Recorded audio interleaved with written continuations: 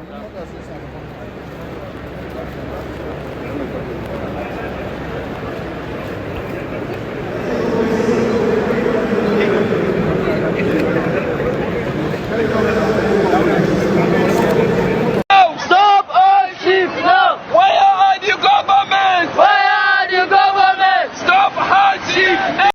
than 200 people were killed. When I woke up this morning and I got the story of what happened, the first 7 calls I put across were all killed. The first 7 guys I called. You tried to call, we're all dead. Exactly. They were all dead. So in my village today, if you speak to someone, just be very rest assured that in the next 1 week or 2 weeks, you hear the sad news about that person you've just spoken to. And do you know, before now, just last month, about 20 people were killed in that same village. They are the Fulani, and it's not ethnic profiling.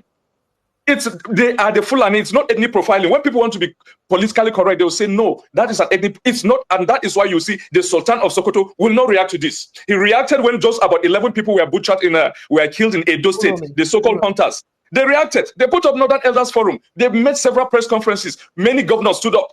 The governor of Edo had to travel to some of these states to go and say sorry. Just 11 hunters, that is alleged hunters, if really they were hunters, who were killed. Now 200, nobody in the north is speaking, because that is the collective agenda, jihad, and the complete takeover of the land of our people. And let me tell you, so I'm saying it authoritatively. I'm an authority in this area. I was born and raised in Jos. I speak Hausa as my first language. I speak Hausa better than I speak Tiv. And let me tell you, this thing they call intelligence. We are the sources of this intelligence. The government sometimes use the narrative of intelligence to confuse you, as if what they know is different. They know exactly what we know, or we even know better, because we are the sources of this intelligence. Many of my friends from the adjoining villages in Nasarawa State, who are of different ethnic group other than the Fulanis, anytime the Fulanis are mobilizing, like this attack, they told us day before yesterday. We communicated to the security force. Nothing has been done. No, just hold on, because this is too much to rush. I'm sorry. Are you saying that you got an intelligence report as a civilian? Your Yes. community had an intelligence report about this particular attack that killed over 200 people, and you... My sister, do you know the funny thing? It is no longer secret. It's just like the secret cultism in Nigeria. They gathered their AK-47 in a community called Giza in Nasarawa State, in the boundary between Nasarawa and Benue, in Giza and Kadorko. All our friends from there, and they come out in the open with their this and they hold a meeting openly. You know, they are going to strike in Hirota, and then some people begin to beat them farewell. Allah Kulafia. May God take you safely. May God take you safely. Yes, they came in more than 100 bites. Listen, but that is how your country has degenerated. Those who suffer casualty during the gunshot needs to answer some questions too. How are they there? How long were they there? What kind of characters are they?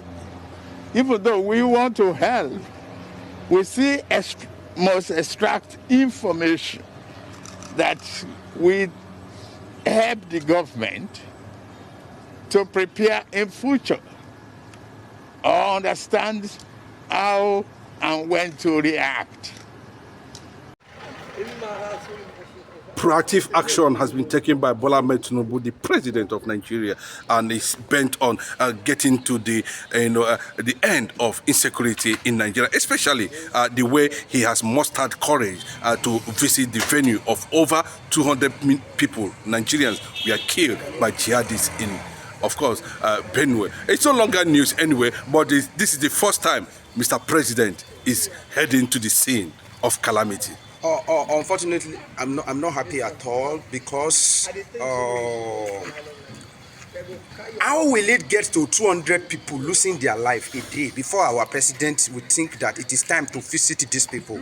If you go and calculate how many people that have lost their life in the past, like 3 months downward now, from Taraba to Plateau to Benue, there are more than 200. This one we are saying is about 200 people losing their life within 24 hours in the night of Saturday till Sunday morning. That is for only a single operation, and it doesn't occur to president that he should visit that place, he should give them attention. All attention should be shifted to that place. Instead of that one, our president find it easy to attend commissioning of a less than 30-kilometer road out of 700 in Lagos State.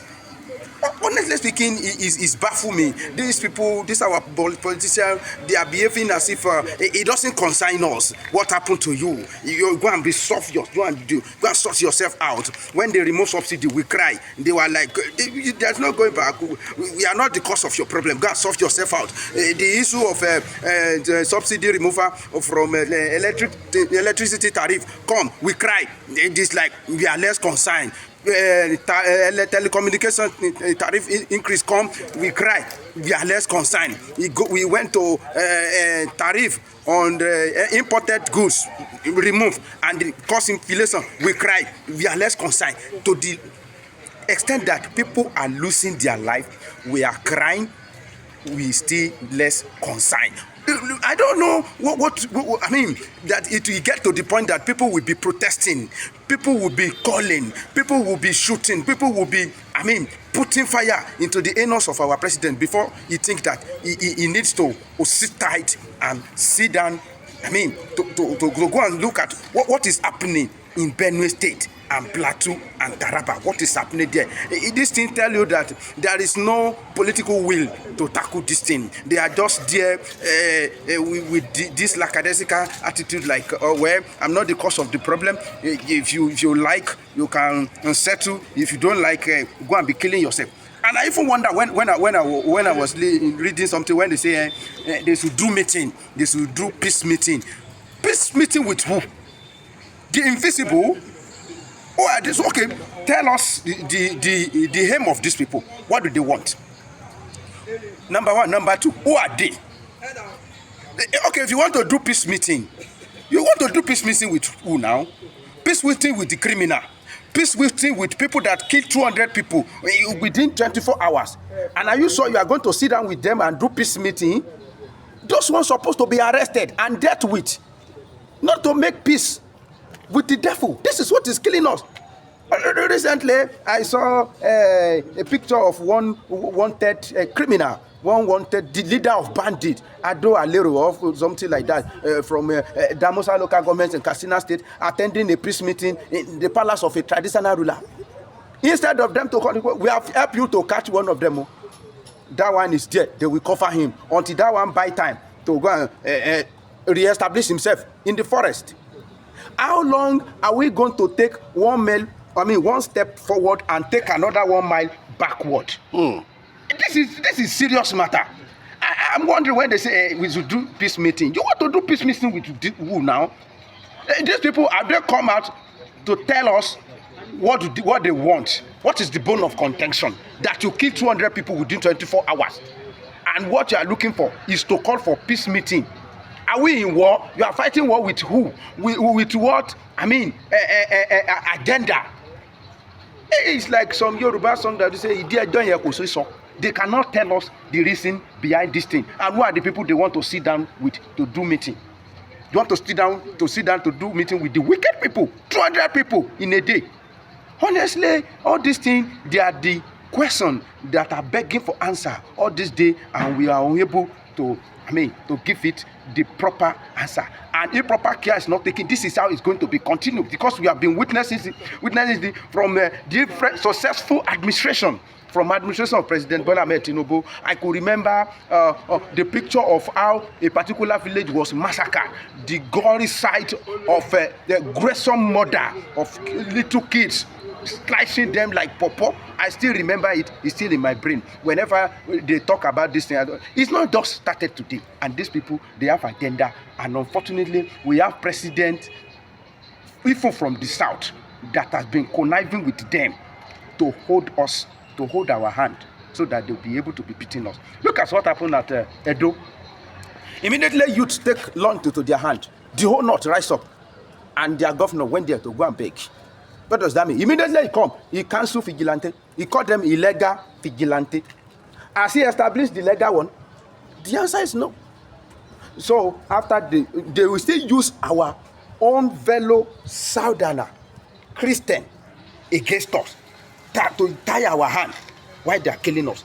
As I'm talking now, there's another attack that does happen in Enugu recently now. About 7 people killed by the same group of people. And the governor of Enugu will sit down there. He will be looking. Tomorrow we still pack another traditional ruler to go and pay homage to the people that are killing them.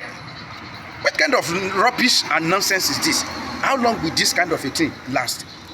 I think when the Southern president is there, that is the time he's supposed to rise up and have enough courage. You have our back. Tinubu, sure. You have our back. Deal with them. What are you afraid of? You say because of 2027. Oh my gosh. 2027 will come and go. There is nothing. If God say you will not be alive till 2027, there's nothing anybody can do about it.